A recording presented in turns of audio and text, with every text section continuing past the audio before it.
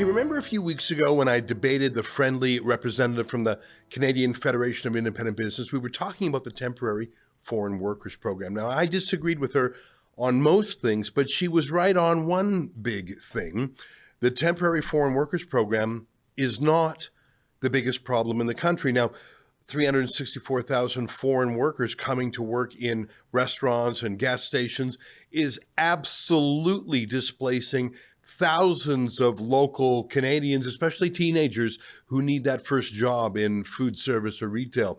Although I do acknowledge that true temporary workers who come, for example, for a season to help farmers pick crops in a tight period of time, I think that's probably needed and probably wouldn't displace local workers. You need a surge of workers just to pick a crop. But I didn't like the implication from the Federation of Independent Business that young people don't want to work in jobs like fast food restaurants or retail. No, I think that's actually the classic first job. It certainly was for teenagers in the past, and I think it should be now too. By the way, I think the labor market impact assessment, that's when companies have to prove to the government that they can't find a Canadian to do the job. I think those are abused. I think there was a lot of fraud there. Don't tell me that you can't find someone to work at a fast food restaurant for $72,000 a year, which some of these fast food restaurants offer to temporary foreign workers. You can go online and see there are jobs up to $200,000 a year. Don't tell me you can't find Canadians who will take it. But as the CFIB argued to me, that's not the big number. Odds are, if you're going to a Tim Hortons and you're served by a foreign national, odds are it's not a temporary foreign worker. I didn't believe that at first, but it's true. Because there are more than 1.4 million people here under the so-called International Mobility Program, which does not need a labor market impact analysis and is not part of the same program. But the real doozy, can you imagine 1.4 million, like quadruple the temporary foreign program? But the real doozy was revealed in Parliament today in a written order paper question. That's like oral question period, but in writing. Typically, opposition MPs, or really their staff, write a fairly detailed question or series of questions about a departmental issue. So it wouldn't be like the raw partisan battles you normally see in oral question period where there's name calling and scandals and things like that. I mean, let me give you a sample of the written question I'm referring to today. It's submitted in writing and the department answers in writing, and they have a certain period of time within which to do it. And it's put in the Hansard, that's the official transcript of Parliament, as if it were spoken out loud. But it's a great way to get detailed info. Let me show you this example today by an MP named Jamil Jivani, the Conservative MP. He's actually a pretty good MP, I think. So I'll just read it.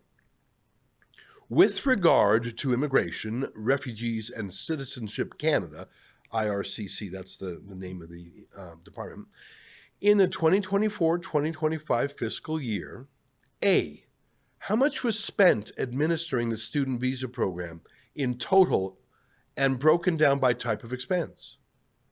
B, how many employees were assigned to the program? 1 in total, and 2 for processing applications, and 3 for ensuring the compliance of those already granted a visa.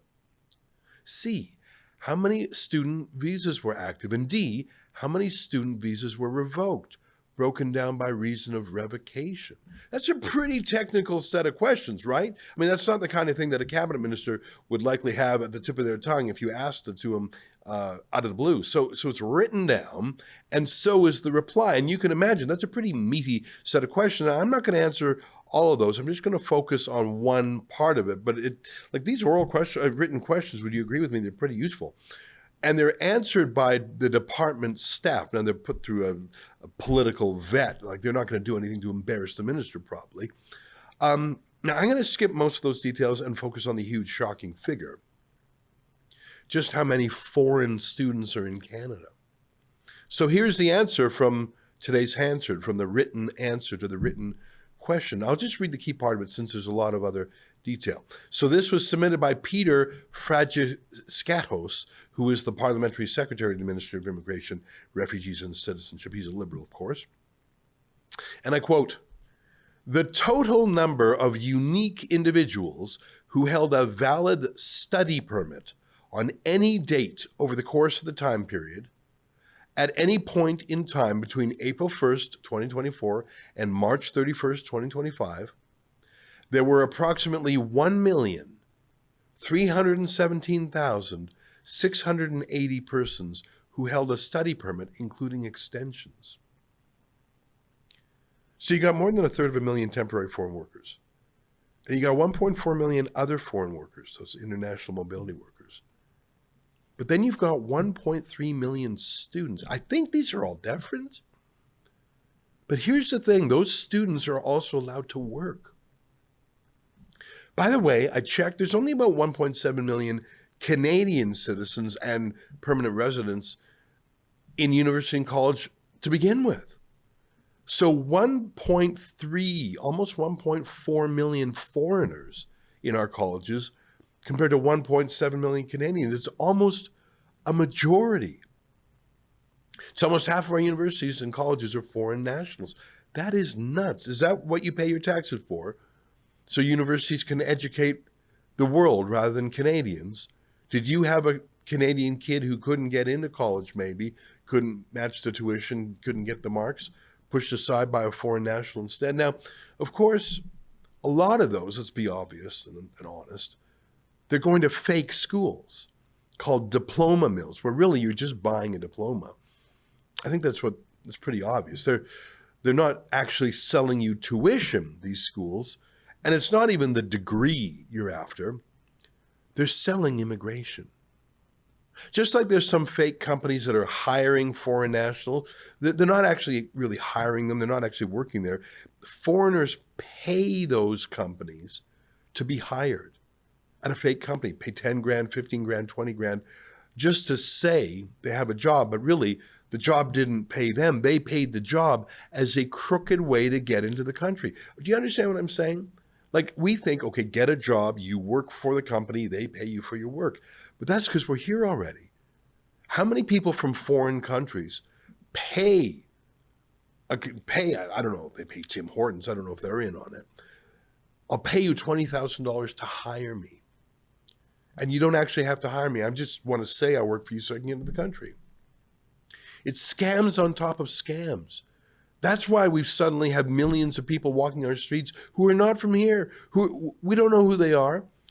But to the point today, how on earth could a 16-year-old Canadian kid possibly compete for a job in this market? Foreign nationals who really do want to work are undercutting Canadians. And many of them are fraudulent, literally paying to get hired just to get into our borders. You actually have fully 3 million foreign nationals in Canada hunting desperately for jobs. We see that. We see cases of a single job being advertised and hundreds of people applying for it. They're desperate. Huge lineups. Something's got to break. You know, I was in the UK last week, and the number one issue that got nearly 1 million people out to march in London was mass immigration that no one voted for, that no one asked for, that no one approved. We've actually got it much worse in Canada proportionately. The numbers I just told you, they would be doubled in the case of the UK. They're not. We actually have more migrants than the United Kingdom proportionately and in absolute terms. Now in the UK, the new Reform Party, as it's called, they're the voice for those who want to stop in-migration and start re-migration, to have not just net zero migration, but to have mass deportations. That's Nigel Farage's party. If Pierre Poilievre's Conservatives want to win, they better start doing the same.